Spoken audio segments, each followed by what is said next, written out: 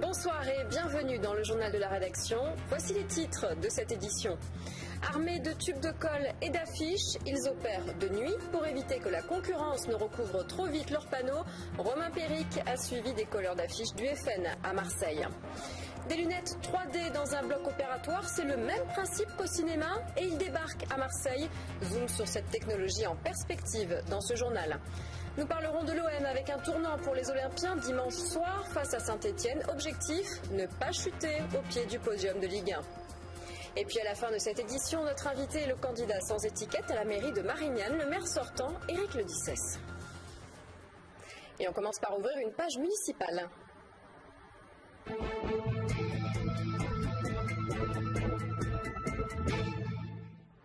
Pendant la campagne, il y en a qui se lèvent très tôt, ce sont les colleurs d'affiches, des petites mains qui travaillent avant le lever du jour, avec parfois des têtes de liste, pour éviter que leurs panneaux d'affichage ne soient trop rapidement pris d'assaut par la concurrence. À Marseille, Romain Péric a passé les petites heures du matin avec le Front National.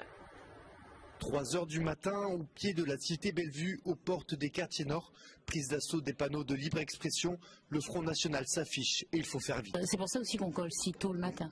C'est qu'il y a beaucoup moins de circulation, parce qu'en journée c'est infaisable pour la circulation, pas parce qu'on a des craintes quelconques. Quelquefois on se fait brancher, mais des jeunes qui nous disent ouais, tu es raciste, pourquoi tu colles pour le front, etc. Mais qui ne cherchent pas forcément l'affrontement, hein. Ça c'est beaucoup moins fréquent qu'avant. Mais ça peut arriver. 10 litres de colle, un seau, un balai et beaucoup de motivation sont aujourd'hui les seules armes qui les accompagnent. On serait donc loin de 1995 et du meurtre par balle d'un jeune Comorien par une équipe d'afficheurs du FN. Ce à quoi vous faites référence, c'est vieux de bientôt 20 ans. Et ces gens-là ont commis une faute et bon, ils ont payé. Ils ont quand même été jugés, ils ont payé quoi. Vous pouvez fouiller notre fourgon, vous ne trouverez même pas une bombe lacrymogène. Hein. Voilà, vous pouvez tout fouiller, vous ne trouverez rien. Sauf des affiches, cette fois-ci, des affiches à coller sur des emplacements bien réservés. Mais quelle est la règle? On fait au feeling.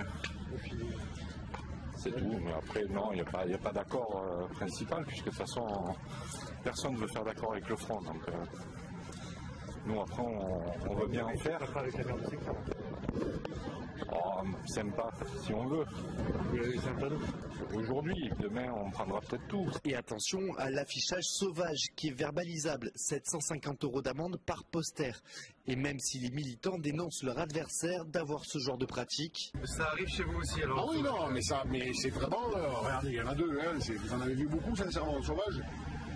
Non, je vous ai dit, il y a sûrement des militants qui ça arrive de temps en temps, mais la consigne, c'est vraiment de ne pas en faire. Tous les 2 à 3 jours, dans chaque secteur, une demi-douzaine de militants FN comme eux vont coller ou recoller des réclames déjà recouvertes. Et tous devront se partager l'affiche au moins jusqu'au 17 mars.